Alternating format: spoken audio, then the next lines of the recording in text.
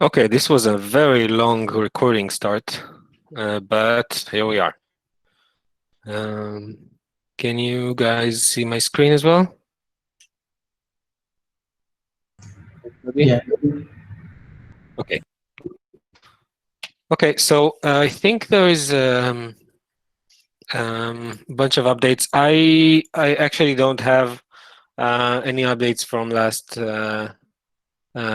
Wednesday. I think the only activity we had is in the agenda, and so we can go on. So on to that. Okay, so Nimrod, you want to take over?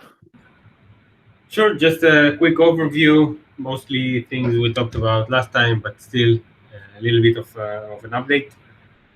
So we talked about the task that we're doing for encrypting secrets. The last time the last week we were mostly concerned with optimizing the decryption process, so system store load, since we want the memory to hold the decrypted data, so all clients of that data would not need to decrypt themselves. So that was most of the effort, and there should be a PR coming up tomorrow without key rotation for now. The key rotation would come up in the next PR, but we want to push something, so it will be just encryption. Um, the Prometheus endpoint PR, which we talked about by Ohad, is up since today. We talked about, I think we talked about sharing tiering policy for the cache use case, because we assume that the current resources in a cache, in case we have several buckets, would be the same. So we wanted to either share the tiers, and we saw that there are a lot of issues with that. So we decided on sharing the tiering policy between buckets. PR is up as well, awaiting review. And the Postgres work, which is in progress, we updated last time about the desire to create an API. So that's almost done. And the good news is that it would also cover all the stores. So we are expecting to have not only the empty store now working, but all the stores that we talked about, like events and alerts and stats and everything else. And we expect the PR to come up next week. That's it.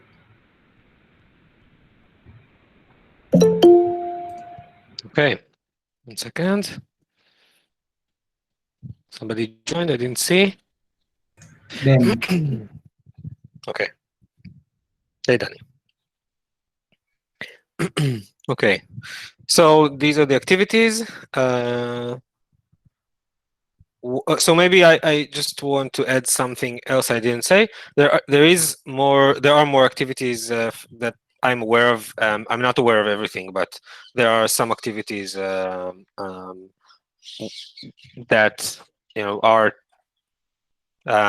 reviewing the solution in order to understand how to integrate it well. So there's pending work with reviewing the solution and looking at it. There's also work, or not, I wouldn't say work, but there is also a direction to use memory-based storage or metadata storage, which is based on memory technologies. So that's also something that we are looking at least forward to integrate with our database clients, so that we can create hybrid database clients on our side. I mean, on the NooBaa endpoint side, that can either turn to specific memory for specific metadata. For example, if you want to speed up read, so we will be able to put the to actually store and retrieve those metadata items from faster memory, which databases might not. I mean, might require us to do the sort of routing. Say this is in this memory and solution, and the other things, such as less performance intensive metadata, can be in a database which is on standard media, right? Standard media storage. So we can have somewhat of a hybrid metadata solution for this, for a system. So that's one direction we explored in regards to what you said. I guess that's it. Matthew, do you want to have any updates, or you want to go on? Let me know if you have anything. Yeah, no, I feel like we can go on. There's not, I can't think of any Sure. updates in particular. Sure. Okay. So I posted here a couple of things that I've collected. So I essentially the thing that I wanted to get to today, which is important for me, is just to take a few minutes and see if we can run a demo script, right? Or when can we run a demo script, right? So what do we need to cover to complete before we can do that? Or maybe we can write together the demo script so that we can, just have a few bullets so we know what we expect to work. So that's the goal, I think. If we have that script and we know when we can start working, just trying it out and fixing issues, whether we can push them or not, but regardless, to the dev preview release, but regardless, we still want to be able to complete this demo and have all the fixes. So the first thing I saw was this issue that was opened by Patrick. I don't think Patrick will join. We haven't had a chance to discuss with him in these meetings yet, so I don't think it will happen, but we can cover at least the content of the issue. So let me open this.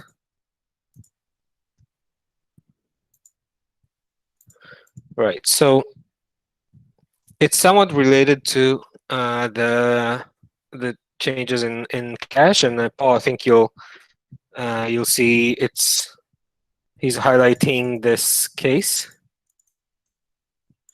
and it's probably not. I'm not sure if the analysis is correct, but he's just highlighting that he's getting only 4K. So the question maybe can be if this is related to any of the latest changes, or perhaps this is something that a versioning issue or anything like that. But it seems like he's running latest version,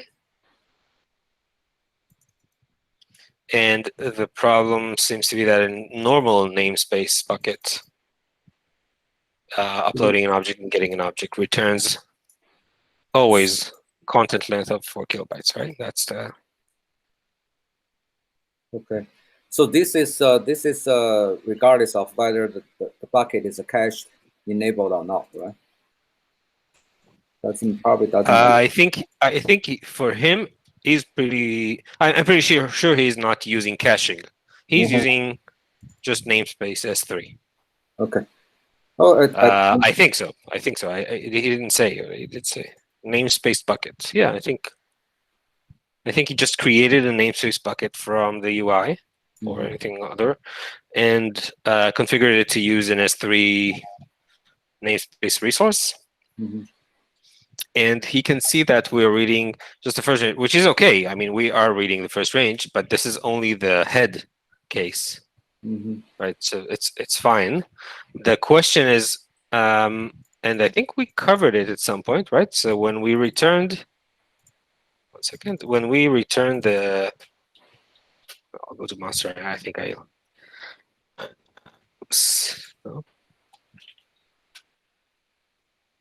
When we return the object info, I think this was when we knew to identify that Jackie added a fix, I think, somewhere, right? This one. Right. So then the ranges from content range, which says how much is the total, right? So the split of content range, which is it's just like this amount of bytes / from total amount of bytes. So the total is taken here, or 0, right? And then if this is a number, right? So we can use it. We were supposed to use it. The question is what happened. Perhaps it was a compatible storage that didn't return content range for some reason. That will be more complex. Looks like the issue try to say the content length is always set to 4K, right? Which is the at line 581. Yeah. It's not about the. You mean this one, right? No, the line. Yeah, that one. Yeah, basically the content length header is not right. I think that that's. Right, and this is coming from the actual namespace, right? From the SDK, right? Yeah. So we are calling get and returning back content length. Content length should be 4K, right? Yeah, should be 4K. Yeah. So, but in this case, it's still we are in the head procedure, right? It's not still. It's not in the. Right. This is still head. Yeah. Then what? Okay. So what? So it's hard to see if this is. So I think what he highlighted in the issue is not really the cause, because what you change is just put it under another condition. You didn't add this range to begin with. It was there before, but he just saw probably the change on these lines, so he thought it's related to. I did add the line 581 though. Okay. That's why I added. Which one? Which one? 581? Yeah, 581. Yeah. And what does that do? Anything? Used to be is always point to size. I believe the content length always come from size. Okay. Maybe. Yeah, I think that's probably what's caused the issue though. Oh, let me see. Let's take a look for a second here. Right. So you're saying that these additions, the content length here, yeah, are added with this PR, right? Yeah. Okay. And then what do we do? Okay. So let's take a look at. If I remember correctly, yeah. Mm-hmm. 1 second. Let me open up the S3 get object. And do we actually use it?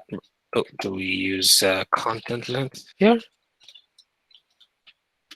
Content length is unused here, at least. It might be either in S3 utils, that might be there.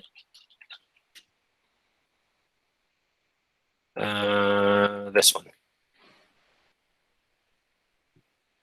Right. So this is the response header for content length, and this might be. So is this? Do you remember this is an addition as well? I can check, but I think so. Yeah, this one update that. Yeah. Yeah, probably. Okay, so that's probably similar. See, okay, right. So this is the header. We're returning content length to be either object metadata size or the content length of this request. Yeah. I see. Okay, so I guess the first thing I would probably try to do is, so I might ask him to open it, but if not, I might try to add it myself. But we need a test to fail on that first, right? To just prove how this looks like, how this works, and then I think we can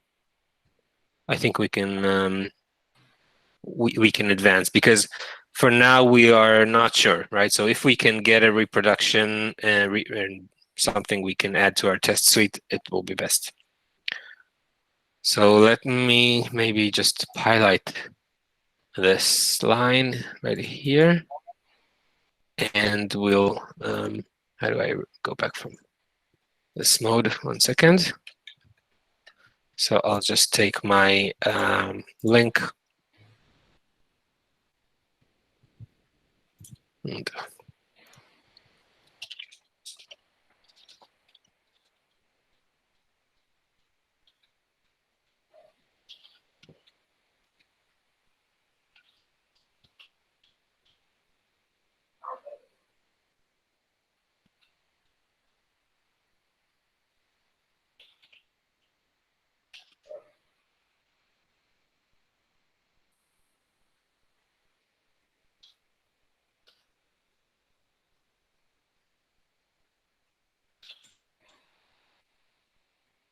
Okay, so let's try to follow up on that, see if we have some regression on namespaces from that. And it's causing us a lot of headaches, actually, this first range. I think it's pretty useful, actually. I think we should invest in it, but it might be that we did it a little clumsy, like in a clumsy manner, and this is why we're getting all these edge cases for it. So we might want to organize a little bit these cases and cover them better. So we'll start with testing and fixing or reorganizing a little bit when we know what to do. Guy, in any case, we will take a stab at it next week because we need a fix because it's breaking namespace. So let's see. I mean, it's if it's reproducible. Let's see which. I mean, it might be related to. even if it doesn't answer, we will try to reproduce and fix. Sure. I think so. I think the if there is an attempt to do this, the best way to capture it, I mean, once you know what it is to capture it in a test case. That's my direction. But yeah, I think it's good to focus on this issue as well, so we don't miss anything. Let's go to the other two things we have on the agenda. Okay, so this is the PR poll you opened for the same inline range, but Yeah. from the aspect of caching it. So Yeah, so just want to point out, actually, that's a fix another issue, which is I think it has to be has to be merged because that's broken the caching functionality. yeah, I saw. So there's two things, right? So the first thing is this: submitting the background work to cache this range. Yeah. And it's just like we discussed. So we are looking at if there is a range. I'm not sure about the context, but I mean, if there is a range and the size of the entire object is within this range,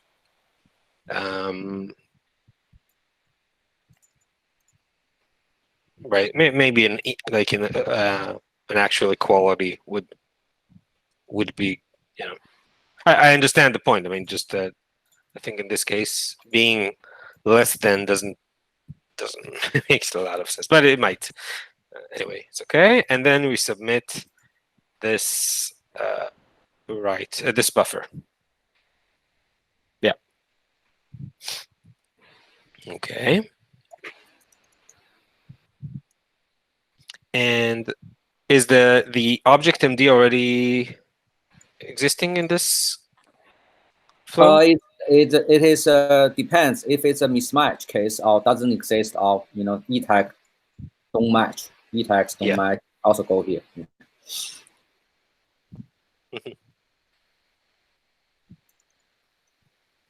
Okay. Okay, so this is the first thing. The second one is the fix for the final. The final thing. So that will cause all the upload, the caching procedure in upload case fails. Okay. Yep. And this was the failure. I mean, in this call to update the last modified time, and you were saying, I think in the comments there of the PR, you said that the reason was that we called it before. In the upload case, we called it before the upload was completed, and then our update did not allow it. Right. So essentially, there's two ways we can always take. Either we can allow to update this for an upload, right? Or we can say, just like you said, let's do it after. and wait until we have the upload complete, and then update the last modified time. And the one question I would say is, let me think for a second. So the last modified time is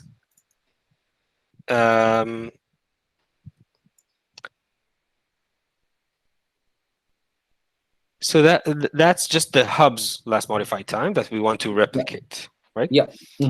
And what about, so why doesn't etag, for example, need it? Because etag, we know it up front in some way. Yeah. So the etag is easier because we know it. We don't need to wait until the end when we can get the time. Yeah. Okay. And what would happen if this would be a stretched? Would we stretch in time? For example, we completed the cached object is there, and then either we fail for some reason, and I mean fail wherever. I mean, doesn't matter where, somewhere, not necessarily here, right? And we don't make the update. What is the consequences that we return this last modified time from the cache incorrectly? But incorrectly just means it's not. It is incorrect because it's not accurately representing what is in the hub. But it's not that we are returning something from another lifetime, right? It is the current time, basically. No, if it's a fail, right? We're going to return whatever returned by hub, right? So it's always the first upload. We also return the last modified time returned by hub. Then if an object is cached, we return from whatever is cached. So the only question I would ask for this is, what do we prefer? Do we prefer to have the last modified time updated before the object is completed and becoming an object, or are we? Which is, I mean, this is just uniquely crafted for the upload path, because for read path, we're not doing something so organized.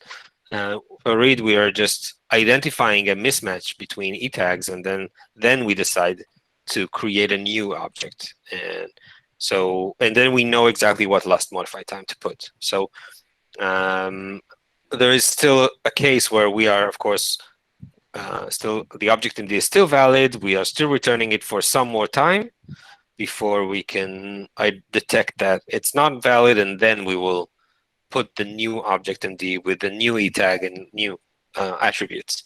So that's for the read path. For upload, we have, I would say, a bit of an opportunity to make it, to have less options to read something which was never really the data, right? The metadata of the object. I think that's the question, if we need to do. Because right here, we might, between these cases here, we might just read the object, right? And yeah, that's right. Yeah. And the last modified time itself comes from where? Come so from promise response. From the hub result, right? So we can. So it's not just the. Are we doing a get to or head for that, or is it just the output of upload, basically? Output of upload. Upload up. Okay. Okay. So actually, it's not that complex, because the only order that we might want to do is to have an order between the update and our complete. Yeah. That's the ordering, and we can enforce it either way, and then we just need to allow this update to work on an upload, basically. Yeah, if you would like to the update happen before complete procedure, and we have we have to change the I think that was the intention of the code that Sanjeev wrote there, right? So that was what we tried to do. I'm wondering if this is, I mean, if it's worth the hassle, but I'm trying to understand these, like what's the outcome of having this versus not. I mean, either way.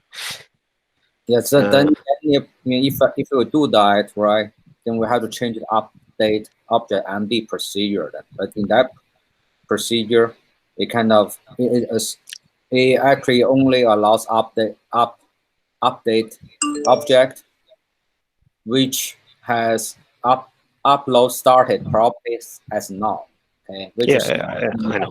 Yeah, I understand. Yeah, right. You're correct. I mean, I'm just saying we can either change this API or add a API that allows us to just update what we need. I mean, the intention is, I think we have the means of updating. We just need to decide if we want to do this or that, right? Yeah. Yeah.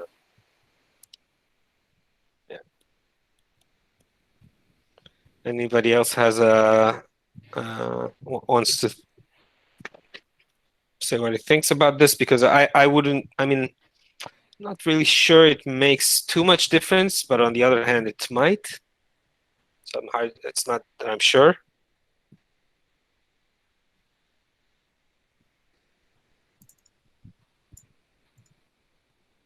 And this one here, the next is the test.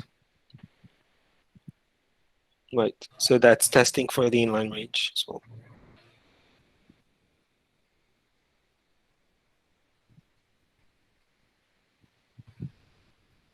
Okay. So let me note that for a second, so that we at least think about it for one more second. After the meeting, maybe we can get to a conclusion. I don't have a very strong opinion yet, but I'm still thinking, what we prefer. Yeah, in this project, it does have a drawback. Is if there's a tiny window, we return the wrong last modified time, right? Just between that, complete and update. Right.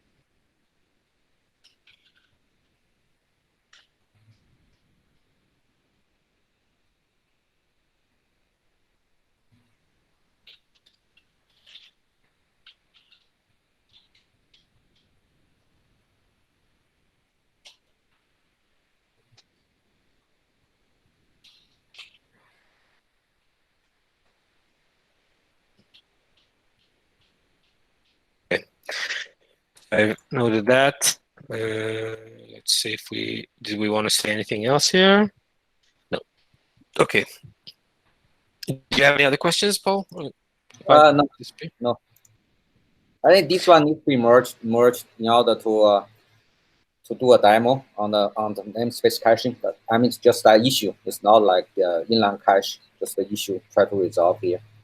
Otherwise, you mean this one? Yeah, the fix. I see. Yeah, I understand. Of course. Yeah.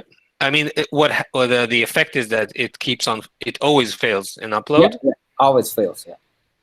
But the upload itself also fails, right? Upload itself, if it's a brand new object, it always fails. I think I don't know whether if you already cached, you do upload again. I haven't tried that. It seems doesn't fail because database that may not fail. If you already cached, then you do upload again. Yeah. Yeah. So I think there's another. So this is another weird thing about it. The update is per bucket and key, and it doesn't match the object ID specifically for this update. Right. So that's also somewhat, I would say, it might override something for something running in the background, right? For something else being uploading another object, replacing that, and right here we are overriding last modified time of another object. So I think there's another missing, I would say, piece here, which is we need to match. If we do it on the object MD, we need to also match the object ID in some way to identify it between different things occurring in the same time. And if we are doing it for upload ID, of course, this is the same, basically. Yeah, upload ID would be the object ID at the time here in this enclosure doesn't have it. I know. No, I know. I understand. I mean, I think we do have it because otherwise, I mean, we did an upload, right? Yeah, at this moment, you don't at this have moment. It is when they schedule to run at the time you have it, but how do you capture that? Yeah, that's correct. We need to capture somehow. Okay, so we need to match object ID as well here. So yeah, that's one of the reasons I put it at the end of the upload procedure, so you can put object ID. Yeah, you could, but I don't think I put object ID there. So.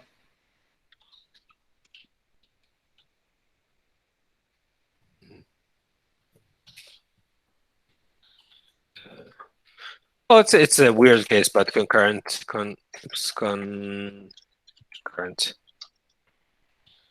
overrides. It's not a big use case for us, but we just don't want to do it very badly. So we might need that somehow. So either we make it for the upload case, and then we anyhow have to have the upload ID in the process. Okay.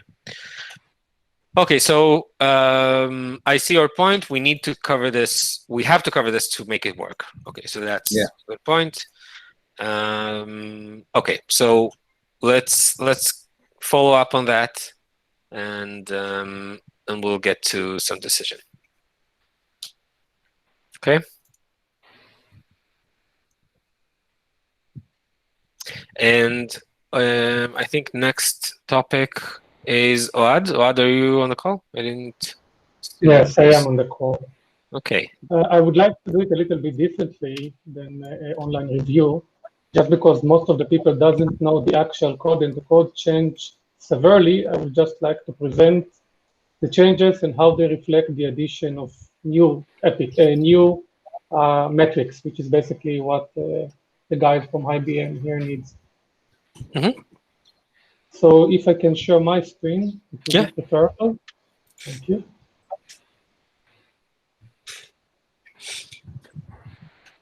Please let me know when my screen is shared and you can see my editor.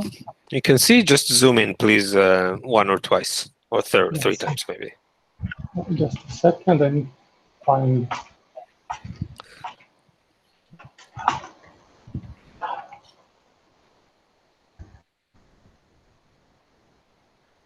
I don't remember where I can do it. A command plus. You put command plus. That's okay. I think we have it. Is that better? Another one, last one for the sake of. Okay. Thank you. So all reporting and Prometheus code is now live inside a file under analytics service called Prometheus supporting. This didn't change from the last revision. The idea now is that each bunch of or defined group of metrics belong to what I call the report. Report is the definition of X metrics that belongs together. For now, we have a different structure. So now we have two kinds of report. We provide reports for the internal Node.js metrics that are collected by the prompt client itself, and we add noobaa-core report, which are basically all the custom metrics that were before. In order to add new reports to the system, you just need to implement one of these classes and add your report. noobaa-core report can be used as a template. Just copy paste from the constructor what you need and add whatever setters you need in order to allow. I will jump into a use case of how to use this report. So you first import Prometheus reporting. Then when you want to use it, you ask for your report. Currently, the report names are defined in our config file.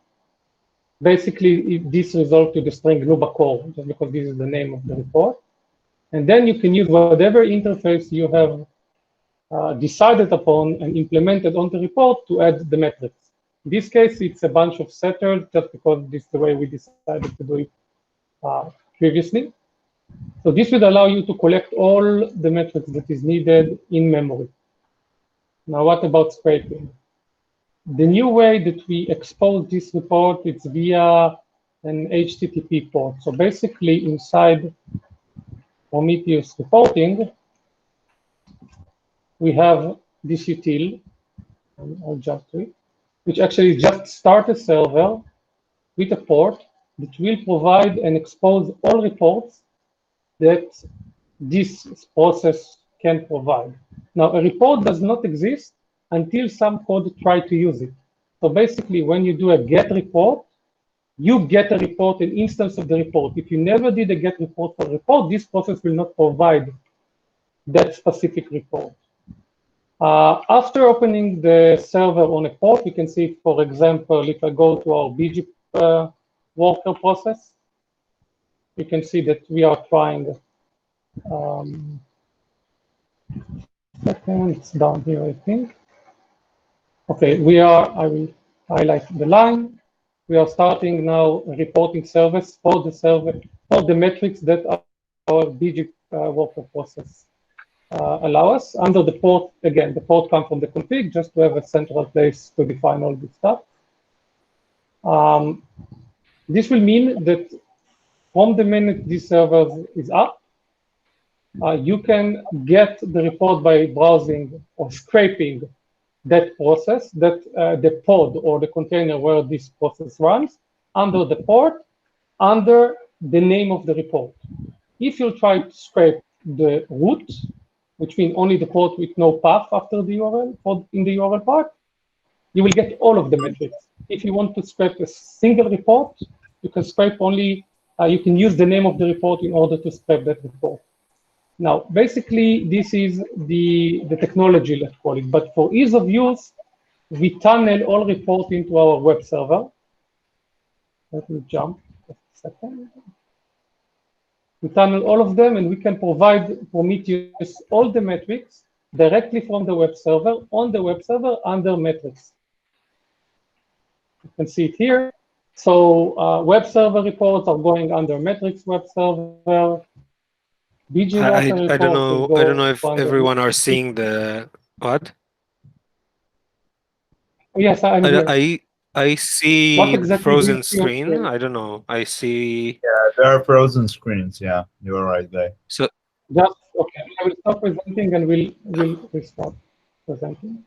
Okay. I think the problem is with the connection, not with the presentation itself. Do you see? Let's try again. If it gets frozen again, let's. Is it available now? Can you see the screen? We can see. So basically, We can see the 3 lines of. This is basically routes. tunnel all the ports on our web server to be exposed by the web server under metrics. Now, for endpoint use the same code, but we are only collecting the Node.js report there by default. When you add a new report, let's say endpoint metrics report or whatever you would like to call it, whoever is going to implement it, you just need to export it under. It will be automatically exported under the root under the port of the service metric, which for endpoints currently is. I wanted to say if you can take us through maybe an example like this. Don't complete it, but just show us. I think this is halfway the details. I can show. But Yeah, I can show you it here. Just a second. So this is where we expose. Can you see my browser? I don't know if my screen is stuck. We are seeing. Okay, so this is actually the endpoint where we aggregate and tunnel all reports from all services on the web server. And you can see that if I go to metrics, it's basically like tunneling all the reports that the web server provides, which are basically here, the custom reports, and it should also do the default metrics, but I have a bug. And this is why the PR is a work in progress. I will fix it. But you can see this is a problem. So let me clarify for myself. So this web server, route, right? The web server route for metrics will, when I ask for it, it will then go and fetch from the endpoints, or does it already store this in the database like we did before? This is the scraped endpoint for our web server and the process that live inside noobaa-core. When we want to scrape from endpoint, I don't have it. It's a different PR that should go inside noobaa-operator, which will configure Prometheus and OCS to scrape also the endpoint. It will scrape them directly on the port. So if I jump, I will do it. I will show it on top of the core, but it's the same idea. I will just get inside. Sorry. Without. I think that we are interested more in the endpoint scraping because we already had the web server scraping. So what is interesting is how the endpoint is going to work. I know, but I'm just showing you for an example. This is one of the servers that we are running inside the core. The same thing exactly will happen on the endpoint. Actually, it's already happening with my PR. The port is just different. Instead of 7001, it's 7004. When you try to scrape it, okay, so you are adding another port for the core and the endpoints. Actually, the core has 4 ports, one for each process. Each process is starting its own web server, but just because we want to use scrape, we are tunneling everything to the web server. But let's just focus on. So we are adding another port for each pod, right? Which did not exist before. Yes. Okay, and the scraping was done before on the web server port, and now we moved it from that. Is that the case? No. So what I did, I added first the mechanism. The mechanism allows each process to start its own server. It's basically what it does. But in order to scrape everything, because we don't want to open 4 more ports on the web, on the management service, because we are scraping services and not pod. What I did, I tunneled everything to the web server, which is basically what you saw in the browser. But this is a specific solution for the case of the core. For endpoint, we're going to use, instead of a service monitor, we're going to use a pod monitor, which allow us to scrape directly the port without going through the service. Maybe we need to change also core to work like that. I'm not sure. The reason I did it for, I'm going to do it for endpoint pods, it's because of autoscaling. Because if you try to access the scraping through the service, you will get different endpoint every time. And we don't want it. We want to scrape from all of them. So there is a solution. The solution is called a pod monitor. So this is another CRD that will help to monitor pods. Is that the case? Okay. Yes, this is a CRD that instructs Prometheus to scrape specific ports at specific ports and specific paths. I see. Okay. So perfect. So what you're saying now, let me repeat, is that we have a new utility, right? A class or whatever, right? A functionality, which is just a Node.js functionality at this point that we can call it in order to start this scraping port, right, on this current process, and what is the API in order to submit, or I mean define stats? How do I define a metric in order to be? Okay, so first of all, you don't need to call every time anything in order to start scraping or to expose, because all of our servers will have a server running on them after this PR, Including the endpoints. Okay, perfect. So this is running already. Yeah, this is running already. So what do we need in order to add things into this? Yeah, in order to add a new report, which is basically what we want for endpoint, we don't want the exact same metrics we are doing on core. A new class needs to be created here, maybe in this file, maybe in another file, that extend the base Prometheus report. Can you see my editor? I don't know if I'm frozen again or not. No, we can see it. Okay, so let's say you call it NooBaa endpoint report, for example.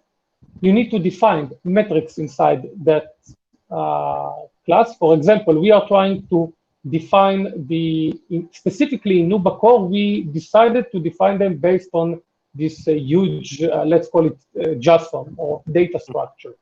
But you can do it manually. You need to do a new prom client with the metric type and give it metric configuration. All of this configuration can be found on the GitHub page for the prom client module. I can attach it to the PR if needed. So we need to. Let's follow up on that. So we need to create a new class like this, right? And yes. we probably start with something similar to the noobaa-core report and create a noobaa endpoint report. That's perfectly fine. Yeah. And then we start from this and edit. Okay. What is the things that already?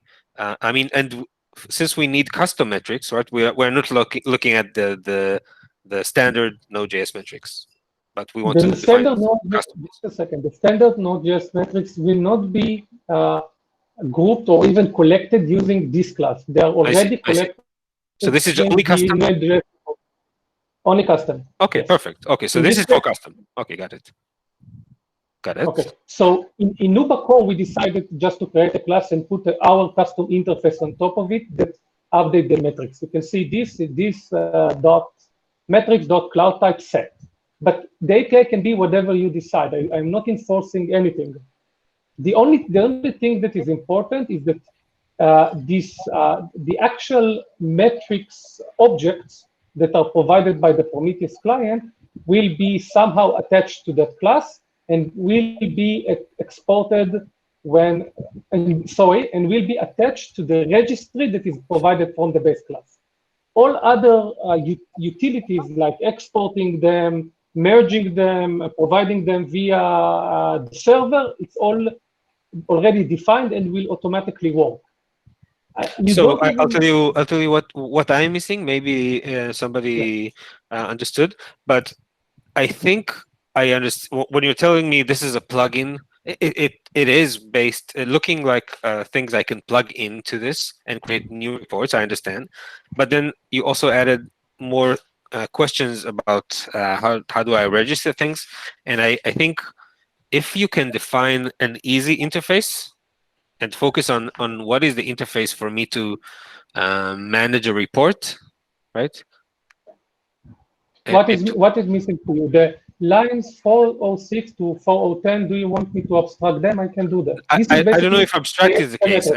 I think the question is this: what is if my goal, my task, right, is to create a new report?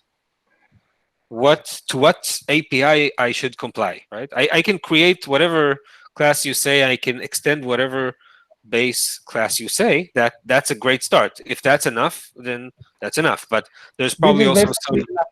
I'm just saying the way we decided to do it for noobaa-core, it's very complicated. It's overcomplicated. Okay. I didn't change it because I didn't want to touch something that is already working. But you're saying there's easier ways.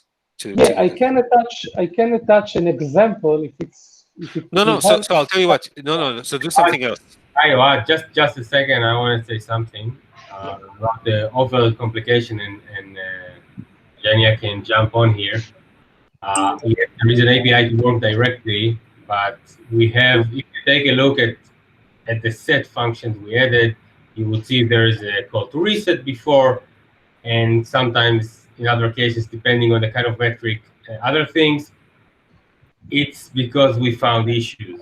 There are certain things you need to do to get what you expect. So yes, you can call them directly, but I would suggest doing copy paste and doing the same as we do here with the reset on the metric before you start using it. Nimrod, this is not what I said, what I mentioned when I said overcomplicated. My idea or my notion of overcomplication here is that we are trying to derive everything from data and create automatic setters. I have no problem with the actual predefined function on the class. This is perfect.